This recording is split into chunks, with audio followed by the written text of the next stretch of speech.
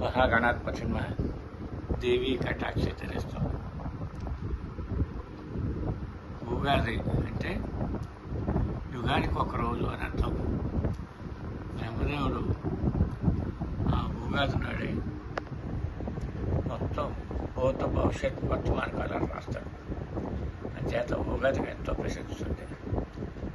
యావత్ భారతదేశంలో అన్ని రాష్ట్రాల్లోనూ ఈ ఉగాది కార్యక్రమాలు చేసుకుంటూ ఉంటారు.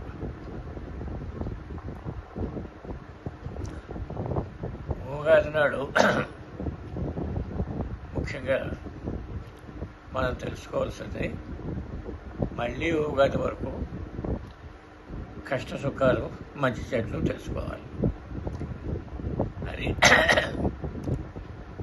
నా దృష్టిలో రేపు వచ్చే ఉగాది మళ్ళీ ఉగాది మధ్యని ఊహించినంత మంచి ఫలితాలు రావు అనే అభిప్రాయం.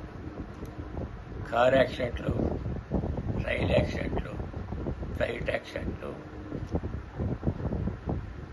దహనకాండలు, రాజకీయ పరంగా కక్షలతో కొట్టుకోవడం, ఈ ఉగాది అంతా కూడా వచ్చే సంవత్సరం వరకు ఇంత గందరగోళంగా ఉంటుంది. అంచేత భగవంతుడి మీద నమ్మకం ఉన్న భక్తులు అతి జాగ్రత్తగా మసులుకోండి.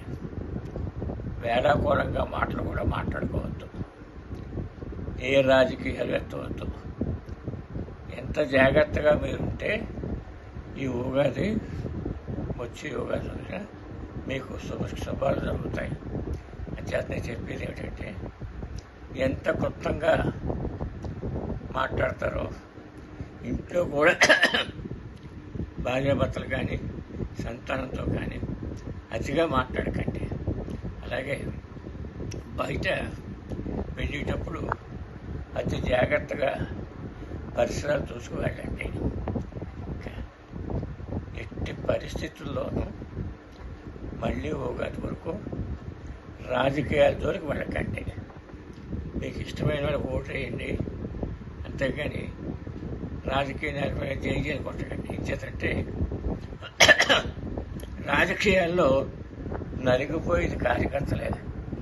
నాయకులు ఎప్పుడూ బాగానే ఉంటారు, మధ్యన నలిగిపోయేది కార్యకర్తలు. కనుక ఈ వచ్చే ఉగాది వరకు మీరు అతి జాగ్రత్తగా భగవంతుడిని ప్రార్థిస్తూ కాలక్షేపం చేయండి. ఆయుష్మాన్ భవ.